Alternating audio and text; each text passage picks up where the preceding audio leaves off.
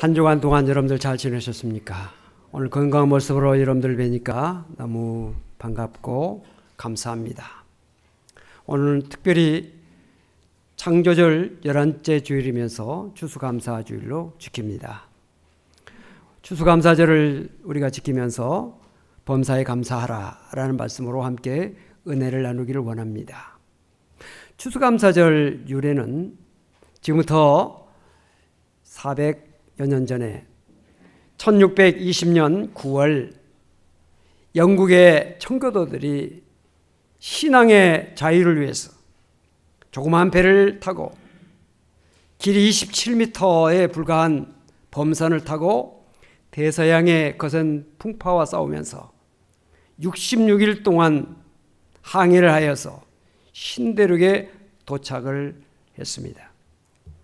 구사일생으로 신대륙, 지금 현재 미국의 동부 연안에 도착을 했습니다. 그 해의 겨울이 너무 추웠습니다. 혹심한 추위, 그리고 배고픔, 풍토병.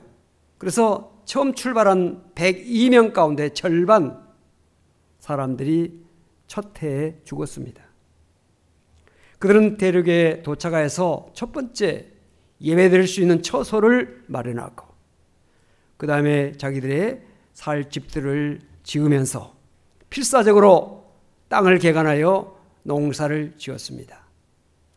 우호적인 인디언들의 도움을 받아서 농사 짓는 법을 배워서 농사를 잘 지어서 수확을 하여 그들에게 호의적으로 농사법을 가르쳐준 인디언들을 초청하고 거두어들인 곡식과 과일, 그리고 야생 칠면조를 잡아서, 그리고 사슴을 잡아서 잔치를 벌리면서 예배를 드렸습니다. 그들은 예배를 드리면서 7가지 감사를 했습니다. 첫째 감사는 뭐냐? 작은 배였지만 그 배를 주셔서 무사히 신대륙까지 도착하게 해주신 하나님께 감사했습니다. 두 번째 감사는 아주 느린 속도였지만 그 배가 66일의 항해를 잘 할 수 있도록 순풍을 주신 하나님께 감사를 했습니다. 셋째로는 항해 중에 2사람이 죽었지만 한 아이가 태어난 것을 감사했습니다. 넷째로 폭풍으로 인하여 큰 돛이 부러졌지만 배가 파손되지 않고 항해할 수 있었음을 감사했습니다. 다섯째는 여자 몇 명이 파도에 휩쓸렸지만 다행히 한 사람도 생명 잃지 않고 모두 구출된 것을 감사했습니다. 여섯 번째, 인디언의 방해로 처음에는 상륙을 하지 못해서 방황했지만 다행히 호의적인 인디언들을 만나서 무사히 상륙하게 되어서 삶의 터전을 마련하게 해주신 것 감사했습니다. 일곱 번째로 고통스러운 기간이었음에도 불구하고 한 사람도 되돌아가자고 하는 사람이 없었음을 감사하면서 하나님 앞에 예배를 드렸습니다. 오늘 미국의 세계 최강의 나라가 된 배경에는 이와 같이 그들의 선조들의 감사가 있었다는 사실을 우리 모두 다 알고 있습니다. 만약에 그들이 서로에게 원망하고 불평했더라면 오늘의 미국은 결코 존재할 수가 없었을 것입니다. Thank you 라고 하는 이 감사합니다라고 하는 이 말은 매우 간단하고 단순합니다. 아주 쉬운 말입니다. 그런데 이 말 한마디가 오늘의 미국을 세계 최강의 나라로 만드는 원동력이 됐다는 사실에 대해서 어느 누구도 부인할 수가 없을 것입니다. 오늘 추수감사주를 맞이하면서 범사에 감사하라고 하는 이 말씀을 다시 한번 묵상하면서 예배를 통해서 하나님 앞에 영광을 돌리시기를 바랍니다. 이 범사라고 하는 말은 헬라어로 엔판티라고 하는데 그 뜻은 모든 상황과 또 환경에서라는 의미가 있습니다. 모든 상황과 환경에서라고 하는 말이 범사라고 하는 말인 것입니다. 한마디로 말하면 우리가 인간 생활을 살아가면서 희로애락, 기쁨이나 슬픔이나 또 분노나 즐거움, 이 모든 삶 속에 모든 것이 포함됐다고 말할 수 있습니다. 기쁘고 즐거울 때뿐만 아니라 슬프고 괴로울 때, 성공할 때뿐만 아니라 실패할 때, 몸이 건강할 때뿐만 아니라 몸이 병들었을 때, 낮에도 밤에도 새벽에도 좋은 날씨에도 궂은 날씨에도 바람이 불 때에도 잔잔할 때에도 바쁠 때도 한가할 때도 이 모든 것이 바로 이 범사라고 하는 말 속에 담겨져 있는 것입니다. 성경은 우리에게 범사에 감사하라고 가르치고 있습니다. 이런 이야기가 있습니다. 왕과 친한 친구가 한 사람이 있었습니다. 이 왕과 이 친구는 매우 다정했습니다. 그래서 항상 같이 늘 있었습니다. 어느 날 이 왕과 이 친구가 사냥을 나가게 됐습니다.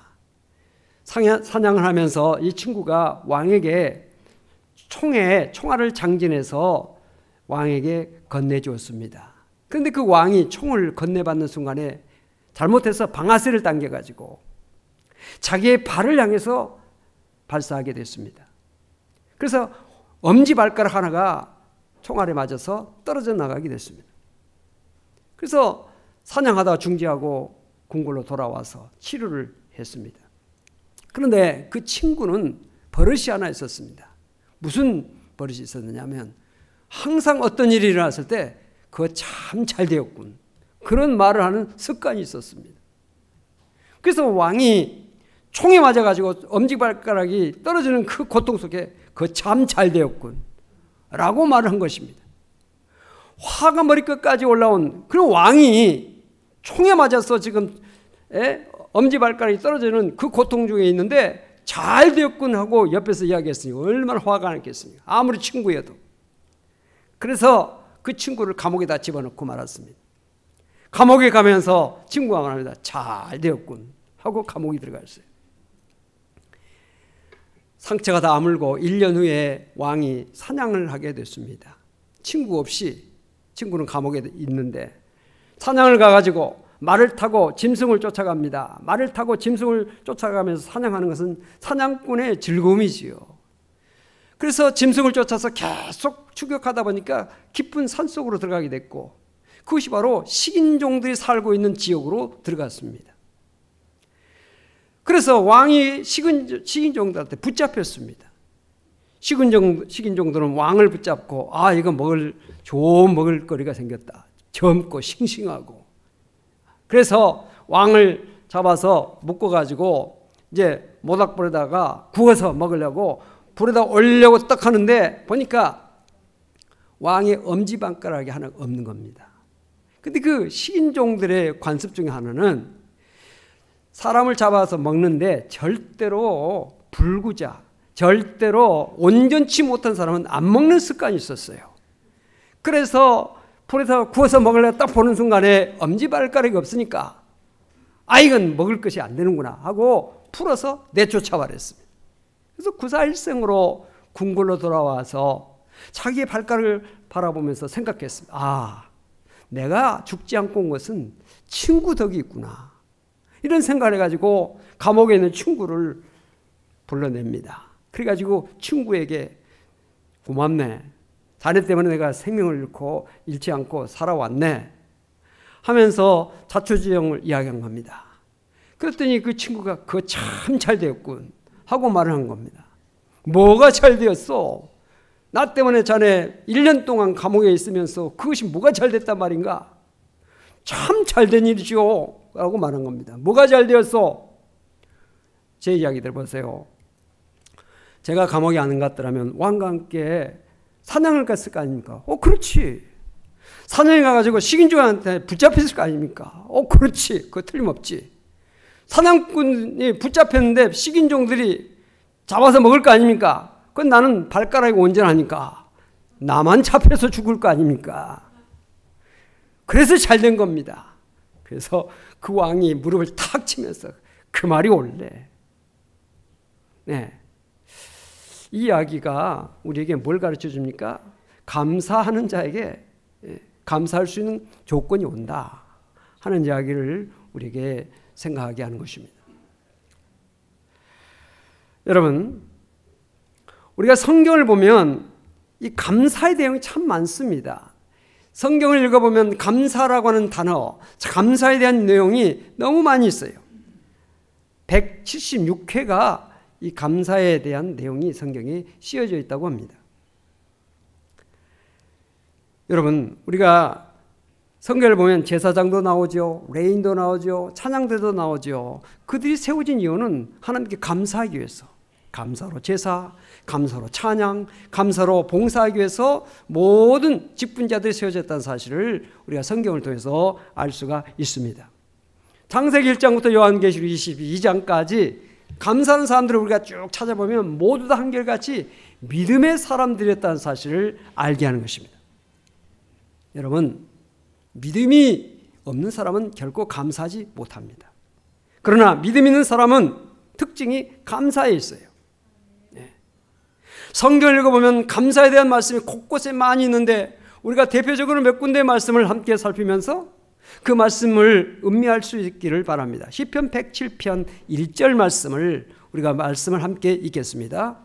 여호와께 감사하라. 그는 선하시며 그 인자하심이 영원하미로다. 하나님께 감사하는 거예요. 또 역대상 16장 8절을 보니까 우리 또 같이 말씀 읽겠습니다. 너희는 여호와께 감사하며 그의 이름을 불러 아뢰며 그가 행하신 일을 만민 중에 알릴지어다. 여호와께 감사하는 거죠. 그의 이름을 불러, 하나님의 이름을 부르면서 감사하는 거예요. 그리고 그의 행하신 일을, 하나님께서 우리에게 베푸신 은혜를 많은 사람들에게 나타내라, 증거하라, 전하라 하는 말씀을 하고 있습니다. 오늘 본문 데살로니가전서 5장 18절 우리 같이 또 읽겠습니다. 범사에 감사하라. 이것이 그리스도 예수 안에서 너희를 향하신 하나님의 뜻이니라. 하나님의 뜻은 우리가 감사하는 거예요. 하나님 뜻대로 살 수 있기를 바랍니다. 골로새서 3장 15절로 17절까지 먼저 15절 읽겠습니다. 그리스도의 평강이 너의 마음을 주장하게 하라. 너희는 평강을 위하여 한 몸으로 부르심을 받았나니 너희는 또한 감사하는 자가. 그리스도의 평강이 우리 마음을 주장하게 하라는 거예요. 평강이 뭡니까? 평안함이. 오늘 여러분들 마음속에 평강이 지배하고 주장하고 자리 잡고 여러분의 마음을 평안하게 해주시기를 주름으로 축복합니다. 평안하지 못하면 절대로 행복할 수 없어요. 평안해야 행복을 느낄 수가 있는 것이죠. 16절도 읽겠습니다. 그리스도의 말씀이 너희 속에 풍성히 거하여 모든 지혜로 피차 가르치며 권면하고 시와 찬송과 신령한 노래를 부르며 감사하는 마음으로 하나님을 찬양하고. 여러분들 찬송 부르시면서 감사하면서 부르셨죠? 성가대 찬양하시면서 감사하면서 하셨죠? 드림에서도 우리가 감사하면서 그 찬양에 동참했어요. 감사하지 않는 찬양 의미가 없어요. 감사하지 않는 기도 의미가 없어요. 감사하면서 드리지 않는 예배는 의미가 없어요. 찬양, 기도, 말씀 다 감사가 담겨져 있어야 돼요. 감사 없이 하는 것은 허공을 치는 거죠. 형식적인 것이죠.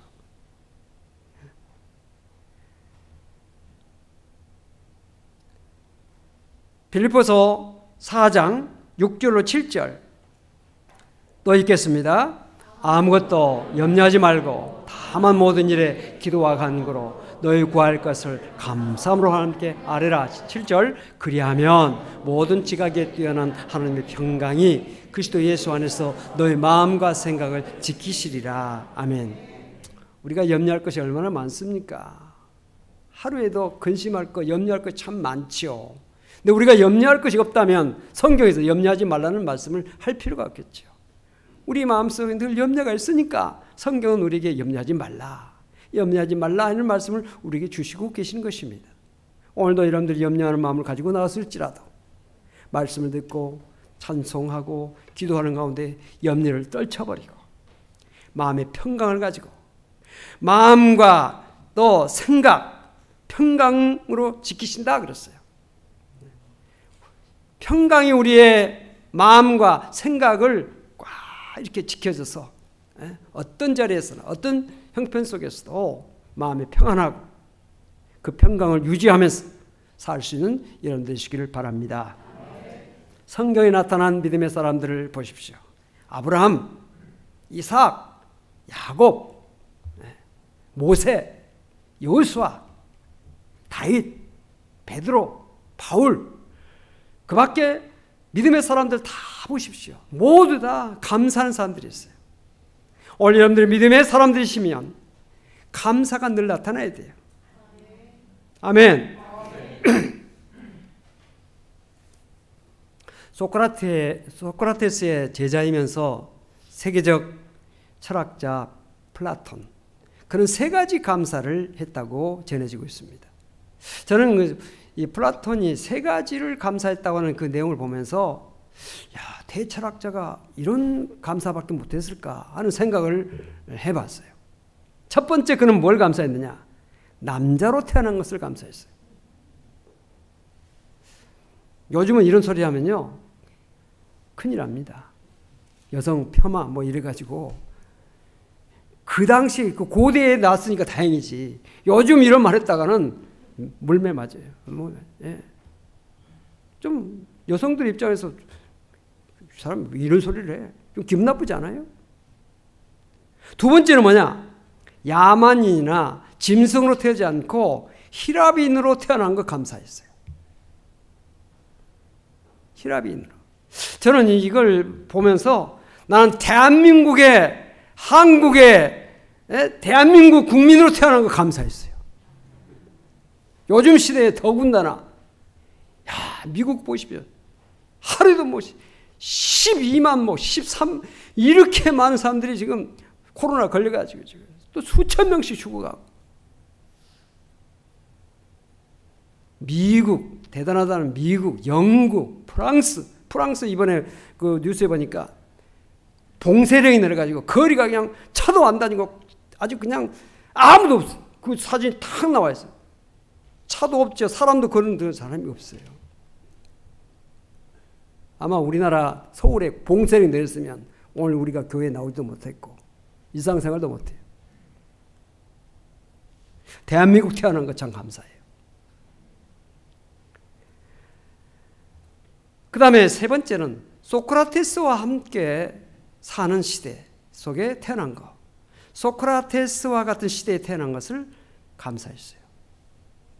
저는 소크라테스와 같은 시대에 태어나지 않고 이 시대에 태어난 것을 감사해요. 아멘. 저는 추수감사절을 맞이하면서 10가지 감사를 한번 생각해 봤습니다. 내게 있어서 10가지 감사를 생각해 본다면 어떤 것이 감사할 수 있을까? 10가지라고 하는 거, 우리가 감사할 내용이 왜 10가지만 있겠어요? 많죠. 헤아릴 수 많이 있지만은 이 10이라고 하는 숫자는 많다고 하는 그런 숫자고요. 대표적인 숫자이기 때문에 그저 10가지를 생각해 봤습니다. 첫째로, 나를 죄와 사망에서 구원하여 구원해 주셔서 하나님의 자녀가 되고 천국 백성이 되게 해주신 거 첫 번째로 감사해요. 나를 구원해 주신 하나님의 은혜. 두 번째는 오늘도 내가 살아있음을 감사하고 활동할 수 있는 건강에 있음을 감사해요. 어떤 분은 그런 이야기 했어요. 사는 것이 기적이다 그랬어요. 삶 자체가 기적이라고 했어요. 우리가 지금 살고 있는 것이요, 당연한 일이 아닙니다. 하나님께서 주신 은혜예요. 축복이에요. 그 은혜를 감사하면서 살 수 있는 자에게 더 큰 감사거리가 넘치게, 생명이 더 풍성하게 은혜를 주실 줄로 믿습니다.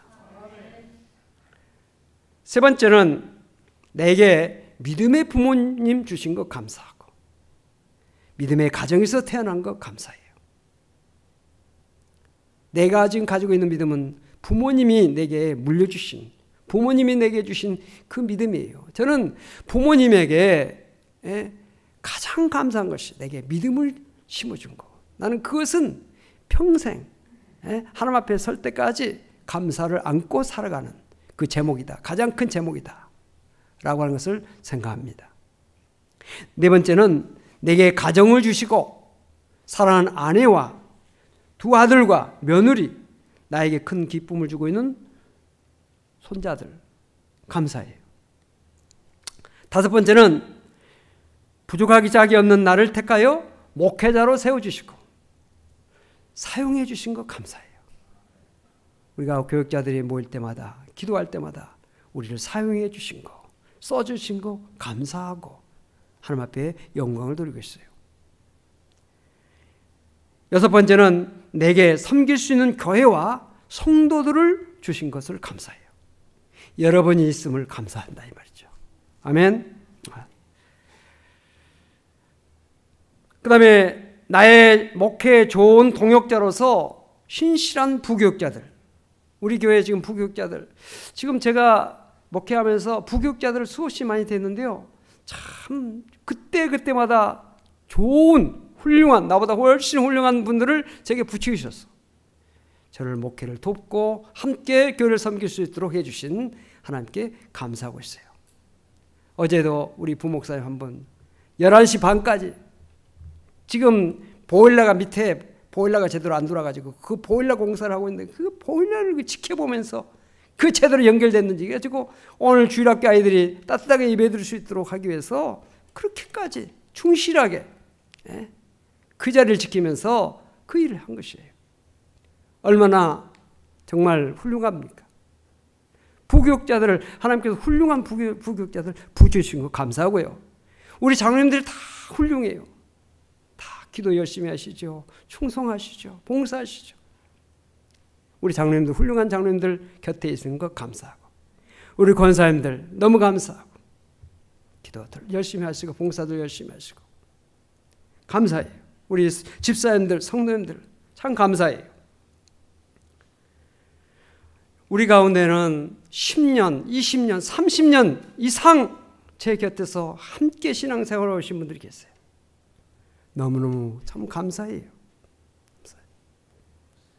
눈물로 생각할 때마다 감사하며 기도하고 있습니다. 여덟 번째는 나를 미워하고 싫어하는 사람보다도 나를 사랑하고 좋아하는 사람들이 훨씬 많다고 하는 것에 대해서 감사해요. 아홉 번째는 성령께서 늘 함께 하셔서 힘을 주시고 지혜를 주시고 또 믿음과 소망을 날마다 시간 내게 내려주신 성령께서 함께 하심을 감사하고 있습니다. 마지막으로는 이 좋은 시대에 태어나서 대한민국에서 태어나서 그것도 서울 그리고 해 뜨는 강동에서 살고 이곳에서 교회를 섬기게 된 것 감사해요. 감사거리가 어찌 한두 가지 더 10가지만 있겠어요? 수없이 많죠. 그런데 제가 생각나는 10가지 감사를 제가 생각했습니다. 날마다 감사하다 보면 감사의 습관이 배이게 되고 또 그 습관 속에서 우리 입술의 열매가 감사의 열매가 된다면 얼마나 하나님께 영광이 되고 우리 삶 속에 기쁨이 넘치고 행복의 씨앗이 될 수 있을까 이런 생각을 해봅니다.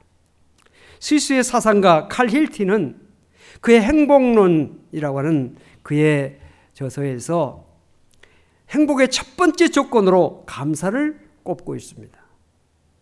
그는 이렇게 말했습니다. 감사하라 그러면 젊어진다. 감사하라 그러면 발전할 것이다. 감사하라 그러면 기쁨이 넘칠 것이다. 중요한 것은 행복하기 때문에 감사하는 것이 아니라 감사하기 때문에 행복해진다. 또한 감사는 행복의 문을 여는 열쇠다 그랬습니다. 저는 우리 성도들이 다 행복하기를 원합니다. 잘 되고 행복하고 형통하고 어려움이 없도록. 성도들 가운데서 주일날 못 나온 분들이 계시면 걱정이 앞서죠. 왜 못 나오시? 몸이 아프신가? 무슨 일이 있는가? 네, 주일날 여러분들 뵙는 것이요 너무 기쁘고 너무 감사해요. 여러분들 부모님들 자녀들 볼 때 오랜 시간 안 봐도 그냥 한번 슬쩍 봐도 얼굴만 봐도 반갑잖아요. 별일 없지. 이게 인사지요. 서로 나누는. 우리 성도들끼리도 별일 없으세요? 어떤 분은 그래요. 그럼 별일 있기를 바라십니까? 뭐 그런 분들이 있어요. 근데 그렇게 하지 말고 별일 없으시냐고 묻으면 별일 없습니다. 잘 지내고 있습니다. 얼마나 좋아요. 저는 대단한 훌륭한 엄청난 그런 일보다도 어려움이 없이 평안하고 걱정 없이 우리 성도들이 지낸 것이 참 좋다, 이런 생각을 늘 하고 있습니다.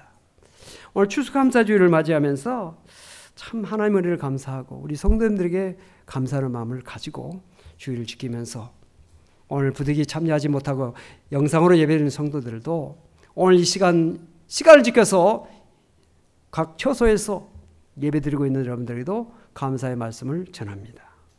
하나님의 은혜와 축복이 사랑하는 성도 여러분들에게 함께 하셔서 늘 감사거리가 넘치는 복된 성도가 되시기를 주 이름으로 축복합니다. 기도하십시다. 하나님 감사합니다. 오늘 추수감사주일을 맞이해서 범사에 감사라고 하는 하나님의 말씀을 묵상했습니다. 우리 마음속에 늘 사탄이 역사해서 원망하고 불평하는 마음을 가져다 줄 때가 많습니다. 예수 이름을 물리치고 성령 충만하여서 감사하며 찬양하며 영광 돌리며 사랑하며 용서하며 베풀며 살 수 있는 우리 모두가 될 수 있도록 함께하여 주시옵소서. 오늘 한음절에 나와 예배드리며 또한 영상을 통해서 예배드리는 사랑하는 성도들, 가정, 사업장, 직장, 자녀, 자손들 모든 삶의 자리에 한량의 은혜와 복을 주셔서 감사거리가 넘치는 우리 모든 성도들이 될 수 있도록 함께하여 주시옵소서. 감사드리며 예수 그리스도로 간절히 기도옵나이다. 아멘.